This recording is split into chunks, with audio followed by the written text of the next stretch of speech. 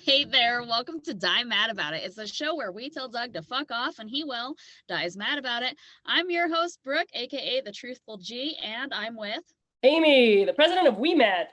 And today we're discussing Marjorie Taylor Greene's divorce, the new Antichrist Pearl Davis, and what the deaths of great women like Sacheen Littlefeather and Loretta Lynn mean for the next generation. So, the first one we need to get right into here is Amy, Marjorie Taylor Greene's single, and I'm just, when are you planning on getting on that? Yeah, you know what I heard was there's a new dating app for conservative men, and people are dying because it's all men. So no women are joining this dating app. And now all the jokes and the memes going on about how, well, Marjorie Taylor Greene is wide open, guys. It'll be her and she'll have lots of options. Yeah, I bet they're just lining up around the Ku Klux Klan building where they all meet at to get with her, or the Rifle Shack, or wherever you go to meet women like Marjorie Taylor Greene. Rifles are us. Yeah, it goes right along the same lines. It's like this whole generation of women, and sadly enough, I'm seeing them, and they're of all different age groups. And I just saw somebody doing an interview the other day, and they basically were like, women's rights or lower gas prices, asking a woman. And this is like the same mind line as Marjorie Taylor Greene. Wow. And the woman was like, well, I would, I don't really like women. And it's like, I mean, well, you are one. So, and she was like, and just honestly, like, just female privilege, and just, I would go for lower gas prices. And I just really wonder, like, what is in the water that these women are drinking? Like, what is it? I don't know. I have to remind women around here in South Dakota, like, you do know that you can have a subset of ideas separate from your husband's, right? That's a thing that exists. But Magpie on TikTok told me a long time ago, she's like, white women didn't know autonomy outside of the white male until like the later part of the 1900s, really. And so, I mean, we are a little baby country in America. So for these women, these are new concepts. Yeah. And Marjorie Taylor Greene probably seems like a feminist to them, though she is very clearly not. They're like, oh, well, she has a gun. She can defend herself against a bear. And she talks for herself. She talks. I think. Yeah. So, but I think her and her husband, they said they were together like 27 years or something. And for me, in my mind, I'm like, you was with this bitch this long, like, I know. What was the breaking point exactly? He's the real feminist. We should just make buttons with his face on it. Yeah, I don't even know the man, and I want to shake his hand. That took bravery, Oh wow. He probably was concerned that he was in some kind of Lorena Bobbitt situation, which honestly, that woman's an American hero to me. Do you know who that is, Lorena Bobbitt? Oh, of course, yeah. I know who Bobbitt is, with a butter knife. Woo! Oh my God, I didn't know it was a butter knife. That's deep. That took effort. That's she would have had to sedate him or something, but no. He was asleep. Yeah. Oh, I know that whole story. Yeah. If only more women could get revenge and not, she's out as well. She's not in prison. Yeah. That's good to know. Freedom. True American freedom right there. A win. No. Every once in a while we get a win. No, Marjorie Taylor Greene, she I don't know what she's gonna do now, and Trump's suing CNN, and so we're kind of seeing that house of cards fall. So hopefully we will not see any of these people again in 2024, but I was told that Kristi Noem's gonna be running for a bit as president, so I guess we'll see. Either way, we can know that Marjorie Taylor Greene's gonna be single, and that this dating app does exist. And I have seen the commercials, and my first thought was like, oh, they've paid these women. So, right. Those women paid their bills this month. Good for them. Right. Oh, well, and I think a lot of these women just get off on hearing, she's a keeper, protect at all costs, kind of, male hoorah whenever they speak out against themselves. So, yeah, they're like, it's the glorification of, well, the person that we're going to talk about next. Like, we're talking about this specific type of female. So let's discuss the fact that I'm personally disturbed by the fact that Andrew Tate and Aunt Lydia from Handmaid's Tale had a love child. And weird, that love right? child is Pearl Davis. And I don't know if people at home have watched Pearl Davis, but she got red hair, and that's fine. I too am a redhead. But I'm pretty upset about the representation, because this woman is like, she was saying, the first time I saw her, she was saying fat women are trying to get men to date them so that they can go on disability and have someone to take care of them. I mean, that's about as surface level ridiculousness as I've ever heard in my life. And when I heard her speak, and misogynist at the same time. That's a two. Absolutely. No, absolutely. And I think she has a real hatred for herself. I mean, it's got to be like deeply ingrained. And I think she also is kind of getting off on this little wave that she's riding right now, where people are having her on their podcast, and men love sitting around listening to her talk about how women are fat because blah, blah, blah. And her latest TikTok was, calling, I have all these whales in my comments section. It's just like, yay. Yeah, if you watch the shows that she's been on, she's typically a guest speaker, and the men sitting around her are like, you can tell the wheels are turning, and they're like, yeah, this one gets it. And it's like, no, but I wonder if it's like the women on the Christian dating app, if she's not cashing in too, and Andrew Tate, they are preying on the minds of idiots and the ignorant and making a paycheck out of it. But just as Trump did, they're also creating this situation where it can be one of violence and misinformation. Right. And she does seem to be self-loathing. I guess mother. Yeah, well, and it's really careless, like you were saying. I mean, it leads into much worse things. However, people like this are very self-centered. So look at Kanye West recently coming out on his little clothing line show where his fashion show, where he comes out and he's wearing a shirt that says White Lives Matter, standing next to Candace Owens, who also has a White Lives Matter shirt on. You haven't seen this yet? This is the first I am hearing of this. Yeah, White Lives Matter. So it's such attention-seeking negative behavior. Like we need to have a therapist on our next show, okay? And we need to talk about why these people are the way that they are. And I think a lot of times it's literally just for fame, attention seeking, not enough attention as a child. I'm not a therapist. It must go back, Something is psychological. That's two for me for Kanye West, because they had a new Happy Meal come out for adults, and I was personally really psyched about that. And then they incorporated this new character, Cactus Jack. I'm like, who the fuck Cactus Jack is? I don't know this. Where's Grimace? Ron McDonald, a little creepy, but I'll take it. This Cactus Jack thing, and it's like a little stick figure. He's got 4 eyes. We don't know why.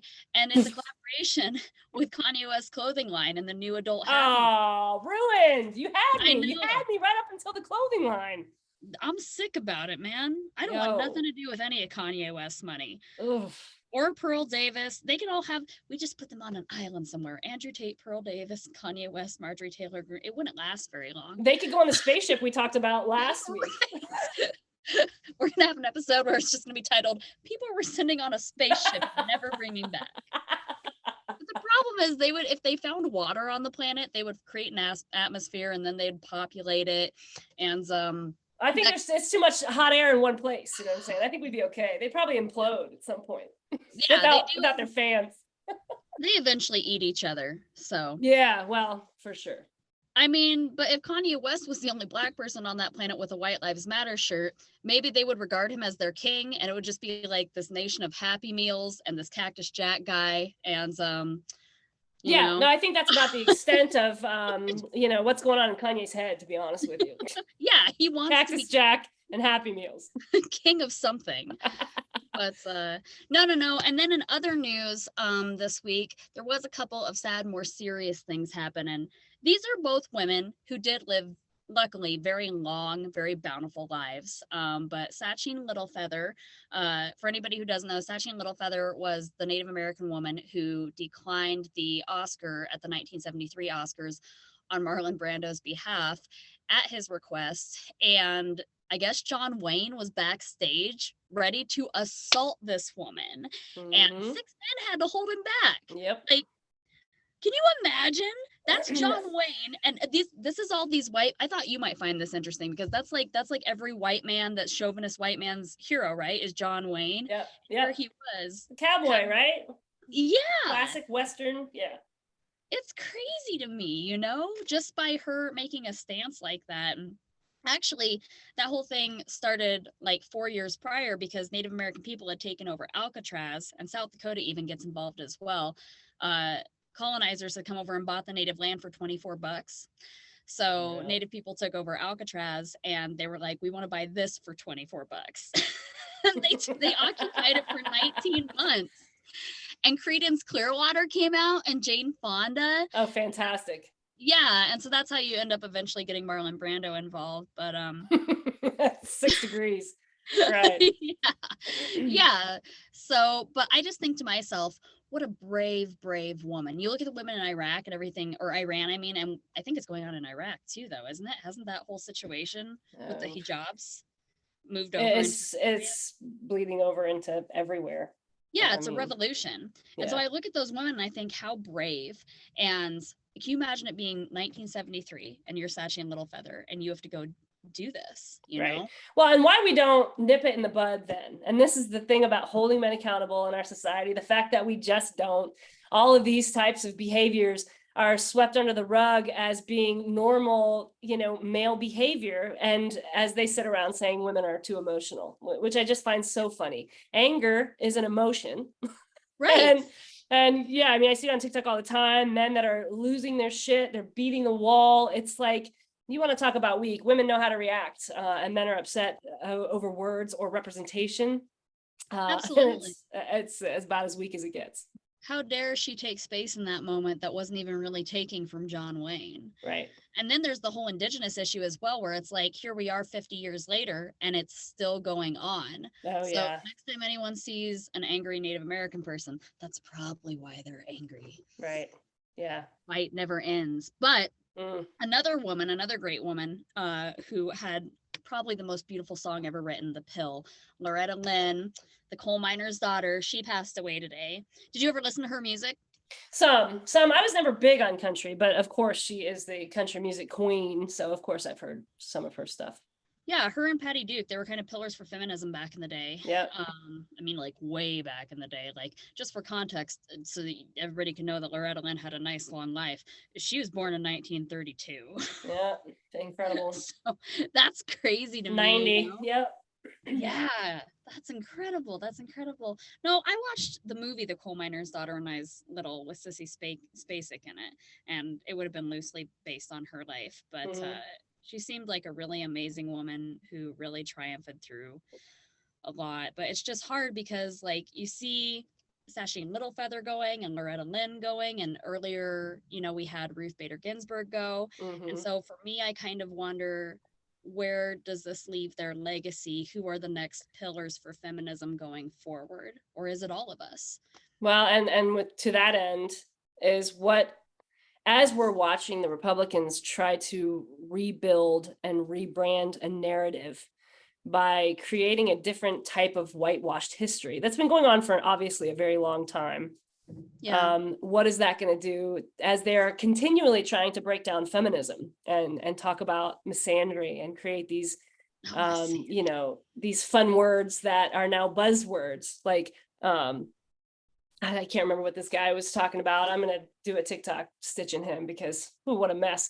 But it's this whole female privilege concept, and female privilege is created by men based off of what they're not getting.